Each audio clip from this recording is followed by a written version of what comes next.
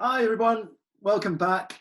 Welcome back to the second ever live virtual food festival. Here we are on our YouTube channel. Thanks for joining us. Thanks for subscribing. Thanks for pledging on our crowdfunder platform as well.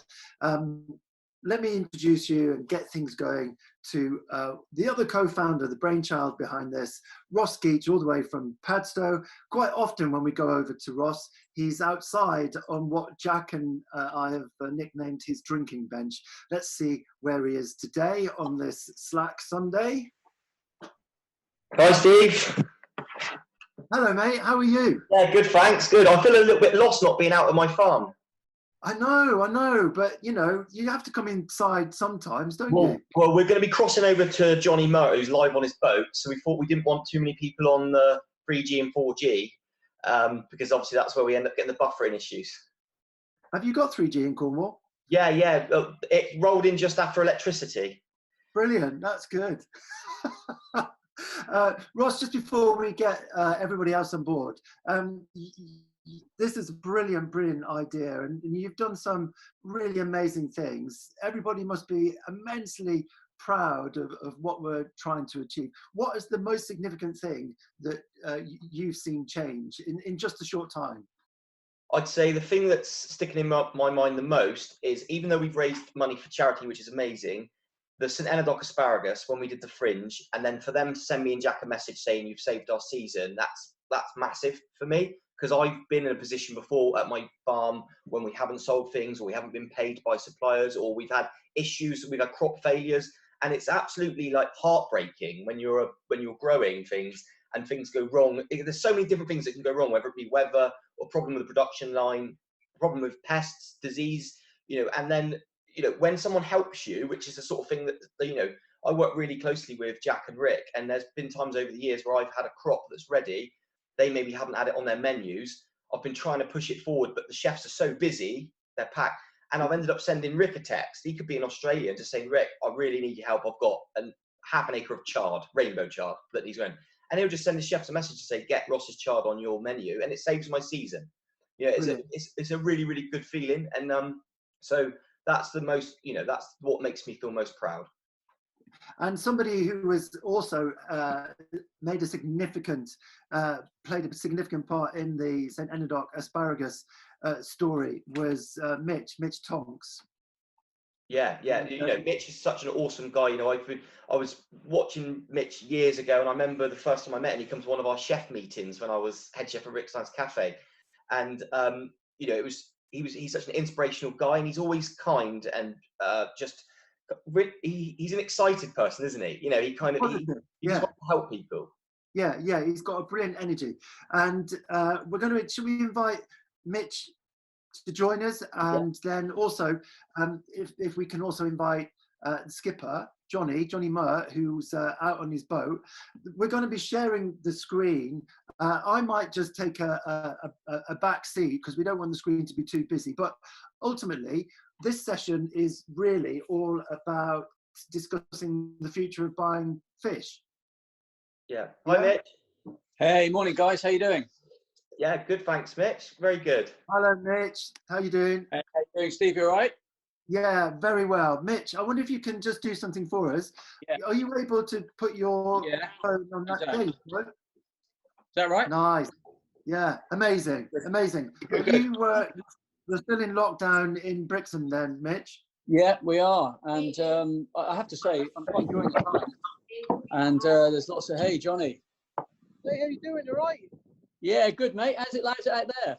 All right. Oh, it's not so well. It's quite nice out here. I probably can't show you very well, but for those heads over there, behind all that mizzle, over here, it's Holland Island, and Padstow's up that way. So I don't know if I'm coming through. All right? Are you getting me? Yeah, good, Johnny. You are, Johnny. We can hear. So the discussion that I wanted to have, and I've already spoke to Mitch about it, and I've spoke to Jack, and I've spoke to the guys at Prawn on the Lawn. They've got fishmongers as well. Is all of a sudden fish has become something that we can all get our hands on for a reasonable price. And I don't want to run down, shops and restaurants, they have to put their markup on to make a profit. But for me to be able to walk down into town and pick up a lobster for a tenner, you know, I've always had access to that because I'm friends with you and I'm friends with your cousin Tom. All of a sudden, the people of Padstow have got all this access to the most amazing fresh fish right off the boat for a price they can actually afford. After lockdown. So I don't know if Ross, I don't know if we can tell at home, but because there's a lot of background noise on the boat, we're just kind of muting Johnny, not for his answer, just for the background noise. We're also getting a little bit of interference from somewhere. We're just trying to work that out. But hopefully, did you hear the question there, Johnny? I got as far as Ross being able to come down to the quay and pick up a lobster for a tenner. I missed the question. What was the question? No, then? there wasn't really a question. It was just I always, when Ross is talking, I always drop off after a while. But it's about the ability for you to give fish to the customer directly on the harbour wall. That's something which is new for a lot of people. Yeah, I mean, we've tried to do it in the past, but you get people saying, oh, they see you come in one day and you've got maybe some lobster going to Steins, or you've got stuff to go into prawn on the lawn, and as you're moving through town, people are saying, oh, can I buy a couple of lobsters off you? You bring them in the next day, there's nobody there, and it's bloody annoying. But what we found now is that if we can go to like Ross's farm or the farm shop out here. I've been going to another farm shop a bit further away, and there's queues of people. There's queues of people lining up to get it. So we're seeing that there's probably always been this demand, but there's been limited access to the product. They didn't know that they could get it. So it's really positive, and it'd be nice. And Mitch, you know, and Mitch is a restaurateur. You've got. You're into it, aren't you? You're all about getting the produce to the customers after the restaurant's closed. You're kind of instigating this whole thing and championing it. Is that right? Yeah. I think it's really brilliant, Steve. And I think one of the things that this whole crisis is throwing up is like how many farmers. The asparagus one is a great one. Fishermen, all sorts of people have amazing product they can't send anywhere, and so it's quite an exciting opportunity for people that aren't restaurateurs to be able to access this stuff. And I think the other thing is like our little boat landed the other week as we did on the first festival. And, you know, Nick was able to kind of treble the value of his catch, because most fishermen, you know, like Johnny, their home is the sea. They're out there fishing. They don't really get involved with the commercials. They put their fish at the behest of the market. They get out fishing to catch more. Suddenly, this fish is in the hands of people that are prepared to pay more. It's not at the behest of the market. And people are delighted. And I kind of feel that the future of places like Padstow and Brixham will be a day a month or a day a week where there are several boats and vendors around the harbour side selling lobsters, mussels, oysters, you know, fresh fish, bass fishermen selling fish.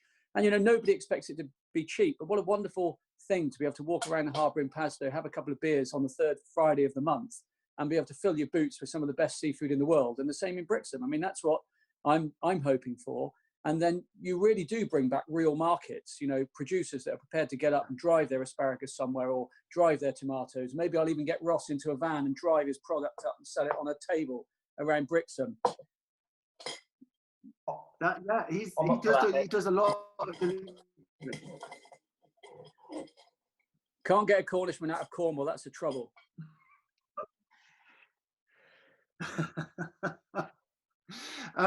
So just for everybody at home, we all know how the system works, but before lockdown, how did fish get to the market? How significantly was it different? Well, you've got two really big markets. Mitch, that's the question for you, sorry. Sorry, okay, so you've got two big markets in the southwest, Newlyn and, Newlyn, Plymouth and Brixham. They are the biggest fish markets in England. Brixham is the biggest of all. And so what would happen is all the fish would be landed on those markets, and at both Plymouth and Brixham there is an auction which is done electronically by a clock, which is a new move that happened earlier this year, which means that buyers from all over the world, certainly all over Europe, can access and buy this seafood. And 95% of it, I would say, is all going across to Europe, because the species that we land here on the south coast is so diverse, you know, from turbots, brills, lobsters, crabs, crawfish, I mean, you name it. You know, this is the prime stuff. So we wouldn't see it in our supermarkets. We'd see it very rarely in our fishmongers, because the price is so expensive. By the time it's gone on the market, a third party's bought it, then sold it to a fishmonger. It's hugely expensive. For the first time ever, people are able to access this product through the boats, bypassing the market. The markets will still survive. All the big volumes will always still go abroad. But the smaller boats and the smaller fishermen like Johnny, you know, can bring their catch alongside, like Nick, our skipper of our boat, and sell it once a week. It saves him having to fish, you know, twice a week. He can fish once a week and bring his fish in, which is truly wonderful. Great. And Johnny, we're just going to unmute Johnny, and then hi Johnny. So for you, do you think your working week will significantly change because, you know, maybe once a week you'll be able to sell directly to people on the harbour wall? Does that make a massive difference to you? I think for us in Padstow, where we're predominantly shell fishing, so there's 8 or 9 boats, you know, of my size class doing the same thing as me. So I just don't think we have the diversity of fish products coming in like Brixham or the South Coast ports. You know, they've got a lot more trawlers, they've got a lot more netters. It's very shellfish heavy up here. So I can't really see it working in Padstow. I could see it working in some of the other fishing ports, but you know, for 9 blokes to be on the quay with a bongo crab each and a bongo lobsters each, you know, we're going to end up putting a lot of that back in our cages. So yeah, it might not work here, but that's not to say that we can't travel short distances to places that historically have just not had access to some of these, you know, these seafood products.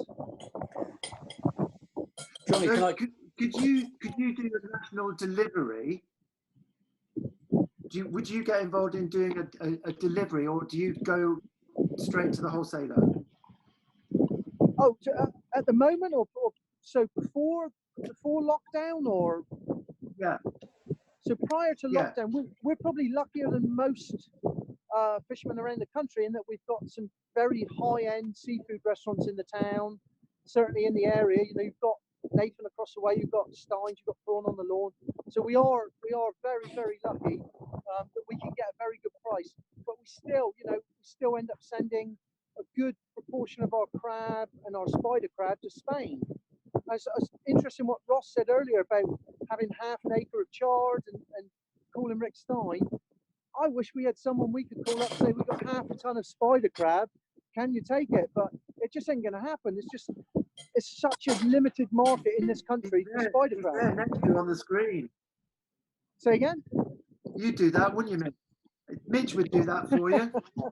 Johnny, I'd love to sell any kind of seafood, but I love the idea of fishing ports working together, Johnny. And you're right. You know, the further west you go, you have some beautiful shellfish, and we have pretty good crab and shellfish in the channel, but most of it's caught, you know, far west. So it'd be great if you travelled up here and somebody was, you know, a fisherman was able to land his catch here and travel it down to Padstow to sell, you know, lemon soles and bits and pieces, and you didn't run each other out of town and you worked together. It'd be fabulous.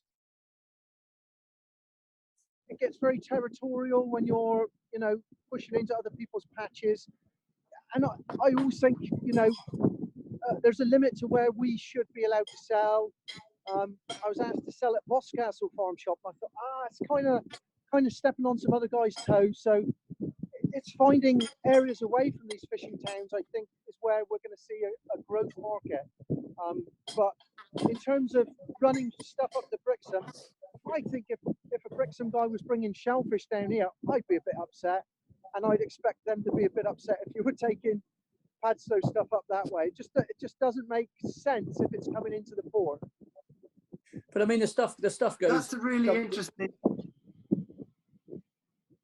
Go on, Mitch. I mean, the stuff goes somewhere anyway and ends up in a different port. I mean, the survival of our coastal towns are people working together and drop this territorialness. I understand it. I've got aggravations of my own in Brixham for selling fish off of a boat.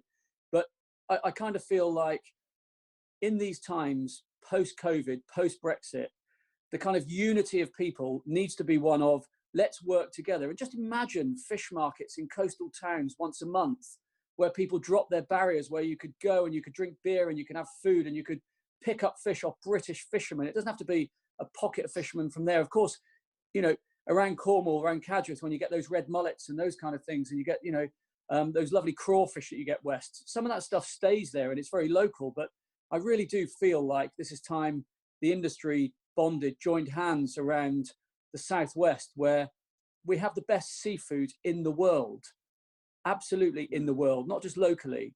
And we should be really embracing it and starting these little initiatives together for the good of all. You know, I mean, everybody benefits. Consumers, chefs, fishermen. Surely it's got to be worth taking a challenge on, Johnny, and working together with your local mates. Well, yeah, we're pretty good at falling out amongst ourselves here in Padstow. I mean, it's the nature of the job. Like, there's a good bit of ground. I want to have my pots on that ground. Someone else wants to have their pots on their ground. Right. So you end up, you know, it's a constant battle for territory, even when we're at sea. So, and then we're coming in, and we've got 8 or 9 guys hawking lobsters and crab, and so we're competing for customers, which we never really had to do to this level before. So until we have some kind of idea of what's going to go on post COVID-19, I mean, it really is every man for himself at the moment. I mean, that sounds bad, but one thing, Johnny, is which happened the other day. I know that you guys have been going to different places and selling your shellfish, and one of the fishermen he's a friend of yours, but he's a competitor at the same time. He didn't quite have enough catch, so he bought some off of the other fisherman to make his worth his while. Now, that's quite unheard of, really, and it's just the start of people working together, isn't it? You might be right. I mean, I think that's great. And there's a couple of guys who've been helping get rid of their catch as well, but we don't fish on top of each other, so that's all right. But going back to what Mitch said about getting your product everywhere, we're realizing there's so much demand for it within a very short, you know, small radius of Padstow, that we really should be trying to trim down as much as possible on food miles. It just makes sense. It makes sense. If we can get rid of it locally, it's got to go locally. And we've got a big enough tourism industry here when it all kickstarts again, that if we're selling all our lobsters now, when the tourist season kicks off, we won't be able to keep up. I think that's a really good point. Good would be for you know we can help with the virtual food festival. The database that we've already started getting together is to almost have this sort of cooperative, and say you're not sending it to Europe, or we don't know what's going to happen yet. Surely we can do away with using the power of the internet to say, right, next week Johnny's going to be at this place, say like a landlocked part of Cornwall then. You know, you could potentially be there and everyone will know, a bit like what Mitch did with the asparagus. He said, I'm going to have so many bunches down outside my shop. They just sold like nothing, didn't they, Mitch? It was, you know, so there is chance for everyone to just be able to keep selling, you know, and I hope they do, because at the moment I've never seen Padstow, the people of Padstow, eat so well. You know, everyone's using their local farm shops, they're using their local fishermen, they're doing, and people are enjoying cooking again, you know, because a lot of people haven't got work, so they've got time to look through cookery books and make a recipe, and I think it's really, really nice. I think that's a really good point, Ross, because one of the other things is about showcasing suppliers, but why don't we take the opportunity on this platform to show people what to do with the fish that they wouldn't necessarily see, because they're going to be exposed to a whole new variety of fresh fish. Why don't we show people how to cook that on this platform? Yeah. Steve,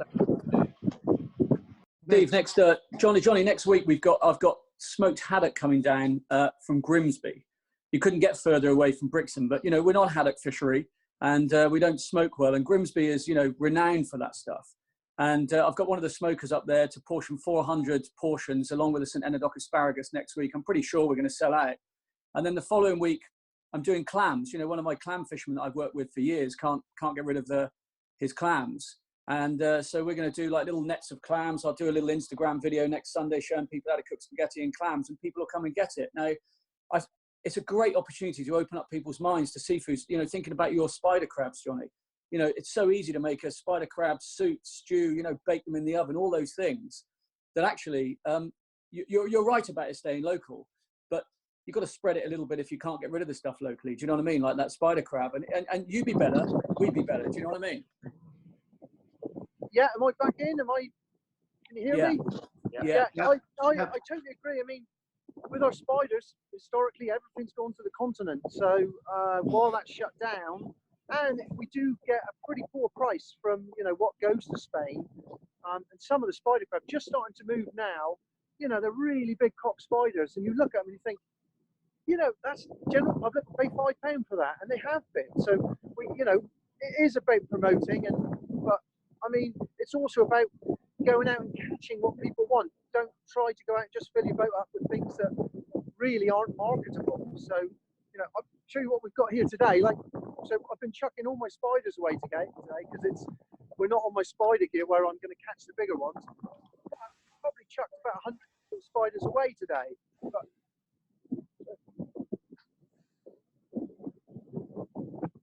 But lobster and crab is easy to sell. So, you know, we've really got to target what we can make money on. Otherwise, we're not a viable business. I love that site. Sorry, Mitch. I think we can use the platform, and with the help of Mitch, with the help of Rick, with the help of, say, Jose Pizarro, myself, if we all start doing some recipes that are easy, you know, I made Singapore chili crab. Your cousin Tom dropped me spider crabs. I made Singapore chili crab. You couldn't get an easier way to cook it. You know, you boil it and then you cover it in a Singapore sauce, and it's delicious. And I think that we've kind of started setting up this off the back of Virtual Food Festival. We started setting up virtual food market as well. So hopefully we can kind of collate all this information and get a database of everyone that needs help, get recipes on there. You can click links, hopefully maybe buy it online. I'm not sure how far it'll go. At the moment, we've got time on our hands because of lockdown, but once our jobs go back to normal, we might start struggling with the work we're putting in. But I think there's so much opportunity here. Definitely. And Mitch, do you think coming out of the other side of this that your business would have changed? Yeah, totally. I mean, the restaurant industry kind of had a bit of a broken model anyway, in the terms of over the years. Choice had become a thing that customer wanted, you know, amazing service, all that kind of stuff for a lower price, labor costs going up, you name it. So we're just working on how we can kind of simplify it, retain the magic, kind of do things slightly differently while we've got this chance to kind of change things. And trying to change things previously would have been like standing in front of a moving train. But in a way, this is a kind of opportunity to fix all of the things that we'd like to have improved in the past. So yeah, we've got a lot of plans. I think the biggest challenge for us all in restaurants is like when do we open and all that kind of stuff that we're reading in the papers about furlough schemes and everything else. But change is definitely going to happen. And I think it's for the better for restaurants and for the better for customers too. So great opportunity times. And what I find particularly irksome and strange is that we live on an island, and yet we have a limited capacity to enjoy the bounty of the sea. There's a question from one of the followers on YouTube. Why do you think, as a nation, we don't eat more shellfish? Understanding, Steve. I think, you know, we're, you know, post-war, as a nation, we, you know, years ago we ate white fish, and I remember my grandmother, she would eat shellfish, but my mother's generation didn't eat fish. It never really kind of got passed on, so we skipped a few generations really. And what's happened over the years is people have travelled, been to Brittany, been around the world, and there's a lot of people that really understand it and love it, but generally people are frightened of it. And I've sort of spent all my career, you know, when I had fishmongers, trying to demystify that whole thing. But actually, you know, when you bring fish home, it's nice and easy. But if you know what you're doing, if you don't, it can be a little bit daunting. And it's just a little bit about education, I think, and realizing that, you know, when you buy a lobster, it's not cheap, but actually the enjoyment you can have from boiling it, making a soup from the shells, all those kind of things. But you need to know what you're doing to do that. It's not hard. Yeah. Just need to follow a few things. That's why. Yeah, it's just sharing that information and you know, just kind of, we seem to forget that, you know, the nation hasn't stopped. There's like kids coming through. There's a whole kind of, you know, there's a new energy really, isn't there, coming through, and maybe this is the time to kind of get the interest in shellfish and more variety of fish. I just want to go over to Johnny. Johnny, you've moved into the wheelhouse there. You're not anchored, are you? You're drifting. Say again? You're drifting inshore. You're not on anchor. No. I'm my engine's going. I'm just heading towards another string of pots here. I've got my dad here. He can't believe what's going on. He's like, we should be winding gear here. Johnny, get your dad on. Yeah. Where is he? Oh, Morris. He's hiding round here, look. Hey. Morris. All right, Rob. All right. Hey, we're probably going to have to cut this short because I've got to That's save some of my fine. battery to actually make some sales. So I will, Yeah, brilliant. I will have to bail out. I've got 4 more strings to do, and then I can actually come home. So, all Brilliant, right. mate. Well, thanks See you very much, later, Johnny. Johnny. Thanks for having me. Right, see you again. See you later, Take Johnny. care. Cheers. Bye. You see, that's the sort of thing we can do on this platform. We can connect people to actual real people who are doing a bloody hard job, trying to earn a living. We've got the weather and all sorts going against them. And really, you know, we should be supporting them. And I think what we should do, perhaps not now, but perhaps later on, we should go on the website and create a little poll and say to people, would you buy fish fresh from a skipper on a day boat once a month if there was a place to do it in? What do you reckon, Ross? Yeah, I think the answer, I don't think we have to do a poll because the answer is definitely yes. I just think we need to find a way that the fisherman's comfortable with it. You know, they're worried about rules and regulations, health and food hygiene.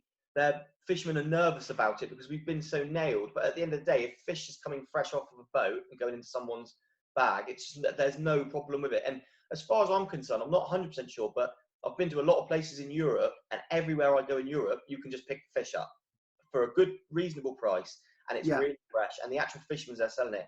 And I don't know what happened to our country, why we ended up, you know, not having, you know, this amazing produce at a reasonable price, easy to hand. Yeah, it's really crazy, isn't it? You know, but hopefully that will change. Certainly, if people follow the example that yourself and Jack and Mitch and everybody else is trying to convey on this platform, then we can start to change it. And just, you know, it's all for good, isn't it? It's all for good. Yeah, and another point is Johnny has been saying for years and years about the spider crabs, how he sends them all to the continent. And he's been saying to me for years and years, you know, how can we get more to be sold in our country? And I've been saying to him, well, why don't we do a recipe? You know, why don't we do a recipe? And I've just been saying it for years, haven't actually done it. Now we're on lockdown, it's going to give us the opportunity to do these things. I've started a recipe database. I haven't put them all on my website yet, but, you know, I've been making like lobster risottos and crab linguine and Singapore chili crab, actually documenting it all and taking photographs.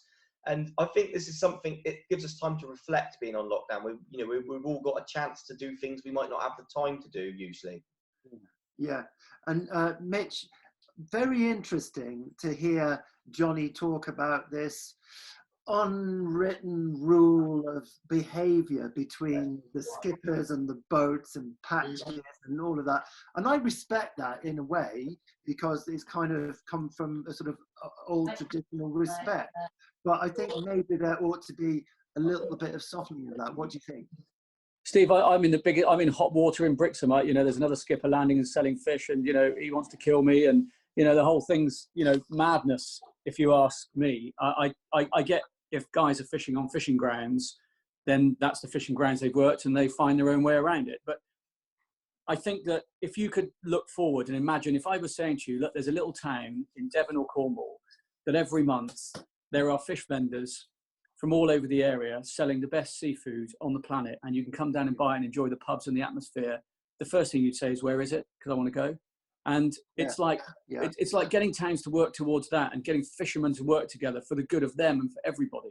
Nobody wants to, you know, step on each other's toes. This is the time to, as I say, just unify and work. It is interesting, but, you know, it has shocked me, the kind of territorialism of it. You know, I'm suddenly not a local, and, you know, all that stuff. Yeah, it's crazy. But, you know, we just cut through all of that, and it's nice to know that queue in Britain was a queue to get the asparagus not to come and kill you. Let's bring Jack in. See you later. Hi, Jack. No, you can stay around, Mitch. Mitch, are you staying? Stay around. Okay, cool. Yeah, I've got some questions. I got some questions. That was brilliant. I really enjoyed that. Like, Johnny was hilarious. It's a really unique time. We've got a couple of. I mean, what are you drinking, Mitch? By the way.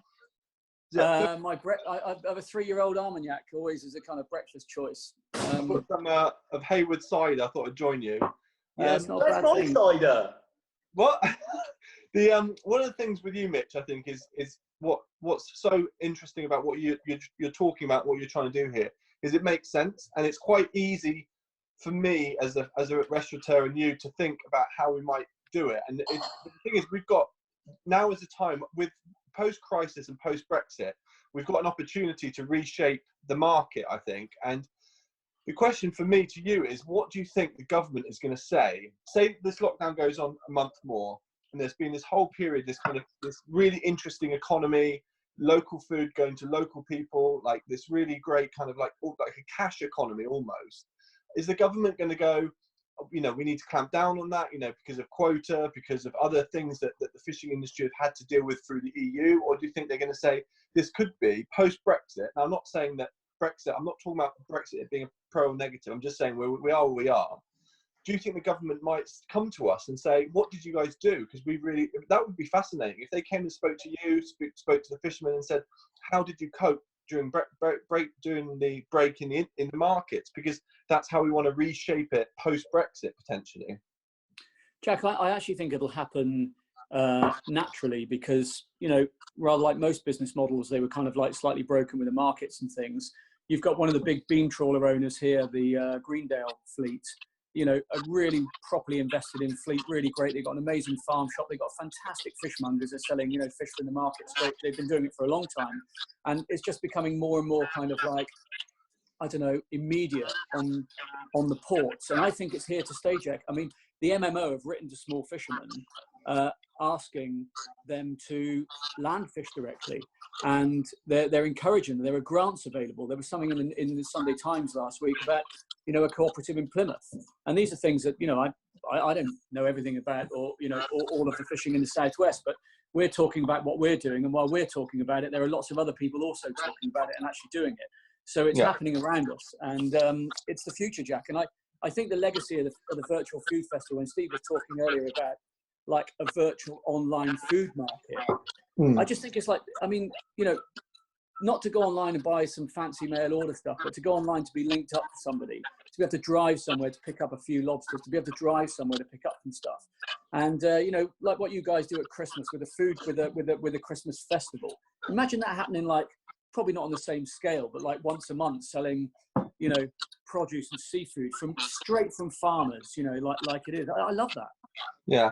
And I think the thing with now is one thing you'll notice is that certain people are just going, like people who our industry, we used to being busy, we're used to putting in sweat and blood and tears into our businesses, and actually we are really good in a crisis, I think, of just getting things done, like what you did with the asparagus. It's just it felt right, you did it. There's no committee. And one of the big things that came out, this dad said to me, because he's away, he said now is not the time to go through any committees. It's time for action. Just get it. If it feels right, do it. Because at the end of the day, we're all in this together. We need to find solutions. And you don't find solutions by waiting for an email from somebody from last week. You just get on with it. But the thing for me, I mean, one of the things that I think that crossed to Johnny then, I was in South Africa recently, and they have a thing called Abelobi, which is an app for your phone. And it is, honestly, it's unbelievably good.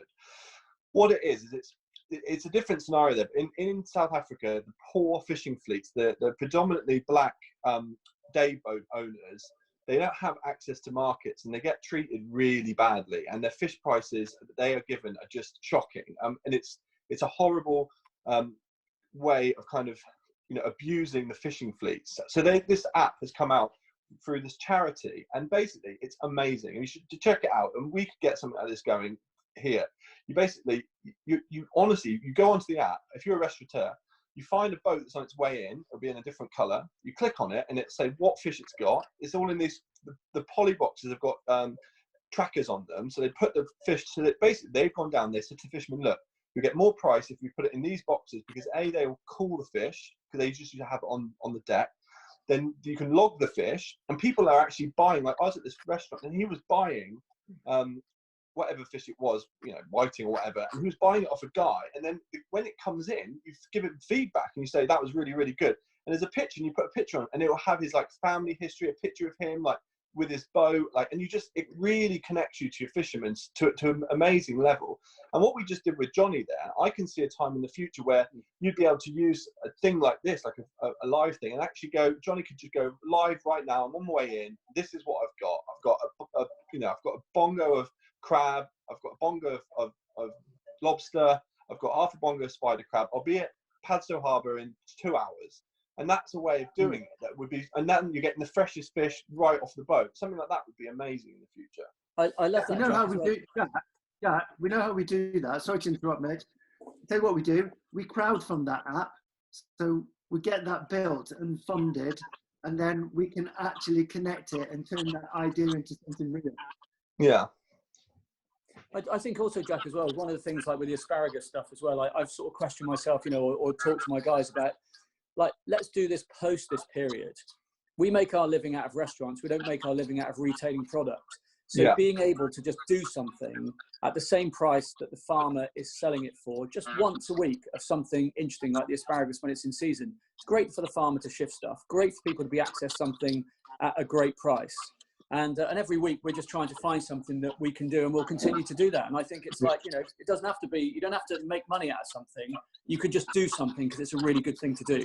And I think that's the key, and that's why, you know, obviously we're all of our donations are going to charity at this time, because this is the most important thing for us going forward. But I think you're right. I mean, doing the right thing as a restaurateur in a place, like, you know, you'd understand this in the places where you've got restaurants, that, you know, that being part of the community is more important. So I mean, there's a great restaurateur in New York called Danny Mayer. Some people may have heard of him, and he puts it like this: you have 4 people you have to look after. Your first is your staff, because you don't look after them, then your customers will never come back. Then your customers.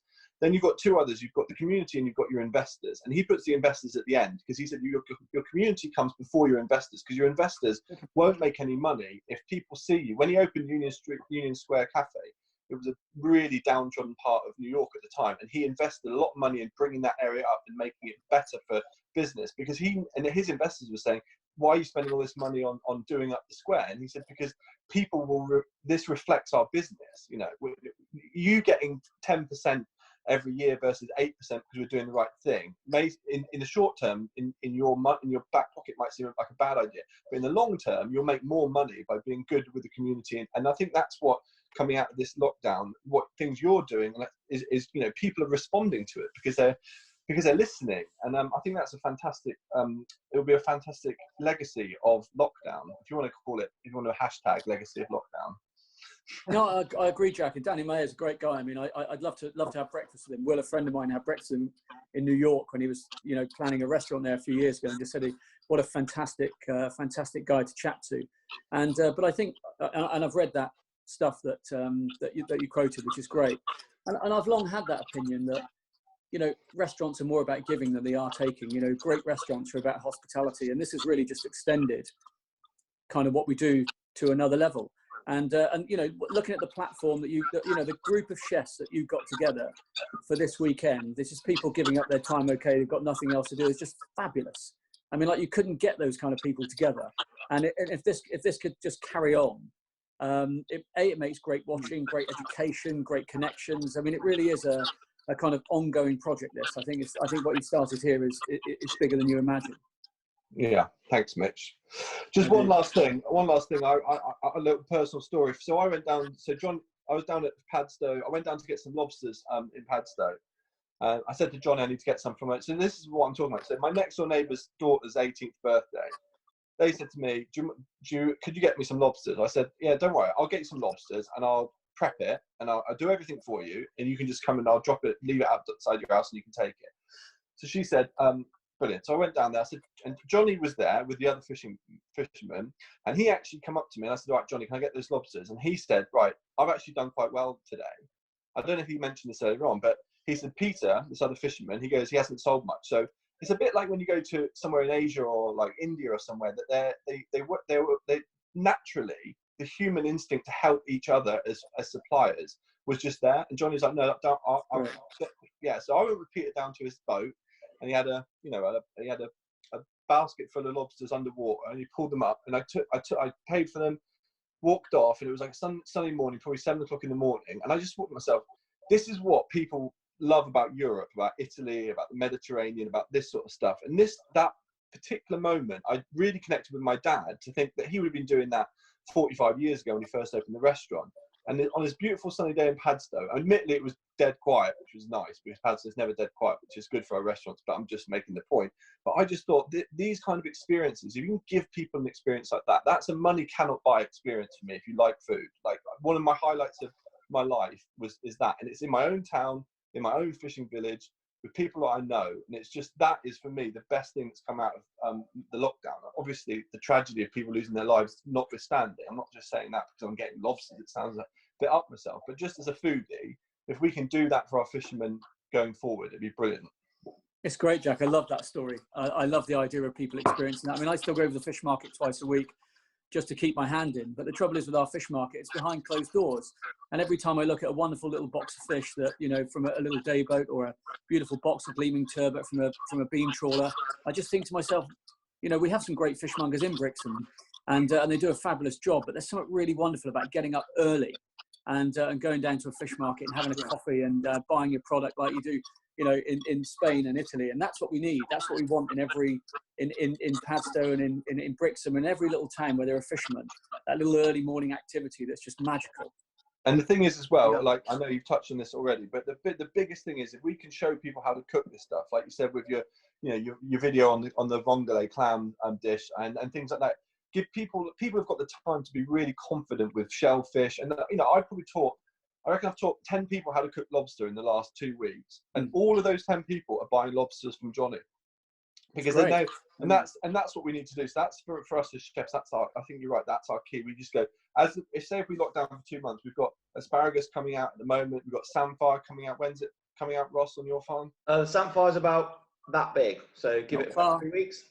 There you go. So you got that, and then, Ross, what other like vegetables? I mean, we've got vegetables going to be coming out our ears soon. So yeah, well, we're hitting, in terms of seasonality, we're in the worst patch. You know, apart from having the glimmer of hope of asparagus, we're in the worst. Like, you know, all the winter veg is finished. Spring stuff hasn't quite started, but all of my crops are just ready to go. And I actually picked the first courgette flowers the other day. That's really nice. But in terms of tomatoes and things, you know, growing naturally, I've only just got flowers on my tomato plants. Do you remember when you ate my tomato flowers, Jack? Yeah, I did. I went to Ross's thing and I was like, oh, what do tomato plant flowers taste like? And that one, he was like, you know, that will become a tomato. I was like, he was eating the flowers off of the plant. Well, anyway, I think that's the big thing for us moving forward. While we're in lockdown, we try post lockdown to keep this going, but in the short term, I think educating people and letting people know where this stuff's happening is the main thing. And I'd like, yeah. Something, Jack, I've just had a message come up on my phone. You know, we just spoke about the app. You just spoke about it, and Steve about crowdfunding it. Tom Evans, Tina, and just sent me a message. Get that sorted. I'll make that app for you. There you go. Fantastic. You know, that's great. So he's a good friend of ours. Yeah. There you go. Virtual connections in a virtual world. And to be honest, the one thing I'd like to be doing right now with you, Mitch, is enjoying Fernet Branca and then having some vongole, because that sounds like that. I got some clams the other day, and Lucy, my partner, she's from a Sicilian background, and we made that, and it was just you know, it's so simple that when you're actually even when I was cooking, I know how to cook it. I've cooked it many times. You even go, have I forgotten something here? You know, it's just literally simplest dish in the world. I thought the Italians were better at it than the Sicilians. No. No, it's great. It's a wonderful dish. Yeah. And you know, it really is. Yeah, I can't wait to do it. But you're right, Chad. I'd love to sit down and eat a plate of that. And that's the one thing I'm missing about all this. But you know, this technology, you know, like the amount of effort, as you know, it takes to make a TV show, and then you can pick up your phone and show people how to make something really quick off the hoof. There's no kind of thinking about it. There's a little lobsters coming into Padstow at the weekend. You know, on a Friday, you can just say, here's how to boil and dress a lobster in 3 minutes. Like, it really helps. And I think people are cool with technology like this rather than it being so amazingly produced, which is a joy, right? It's just better. You get your glitch, but then you get the odd success, like you know, live crossing to Johnny just then, seeing the boat and that. That was a very special moment. I think that's again something that the festival is very proud of. But for me, Mitch, the biggest thing, like I said earlier on, is that message from Natalie at St Andoc Asparagus saying that we'd help to save the season, and the queue outside Rockfish there in Brixham. Those two things make this whole thing worthwhile. And you know, and we're not going to pat ourselves on the back too much, because we are, you know, we have got troubled times ahead for our industry, which is another something for another day. But I'd just like to thank you from a personal level for being so supportive of us and this fantastic talk. So thank you all very much. Pleasure. Brilliant. And Thanks, Jack. Mitch. yeah, brilliant. And, you know, Jack, we'll get through this. I think one of this, you know, there's a little bit of an industry thing here. I've never known, you know, such an industry that's so open and so welcoming, so embracing. And you're right, we're all facing, you know, the unknown. But I think everybody is reaching out with each other and sharing ideas, stories. You know, there's no kind of like secrecy. And I think that's the wonderful thing about the hospitality industry is we're just like great with people and great with each other. So we'll get there. We'll come out the other side and it'll be different and it'll be great. So I can't wait to see Hixie in a minute. Is it in a minute? Yeah, me it's coming too. on Can't tomorrow. wait. Yeah. And let's just quickly give a Jack. shout. Steve, let's just give a shout out as well about the that people can go online and crowdfund, and then they're going to be able to pop up. Like, who described it like Noel's house party? Someone described it like that. Yeah, yeah. You're Mr. Blobby. We're becoming that. Okay. Mitch, thanks so much for joining us. That was, it was I very love my grown up. Nice debate. I love my regular visit to Cornwall every Sunday. Have a great day, you guys. Thanks for having me on. Cheers, Lots of man. love. Take care. Cheers. Bye. See you, Mitch. Okay, Ross, thanks for starting that off. And again, a brilliant idea. And you can see how this whole thing is kind of growing and turning into something quite amazing. So very proud of you, mate. Well done. We might see you later on. Yeah, thanks, Steve. Can I like pop up when someone else is on later?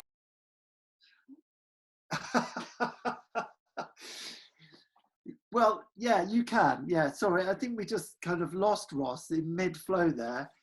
It's a bit like the old Hook taking the comedian off the stage. But we've now come to the end of our third session. Brilliant. Thanks, Johnny, also, Jack, Mitch, and Ross. Ross, sorry for switching you off there. It wasn't me. I'm not driving.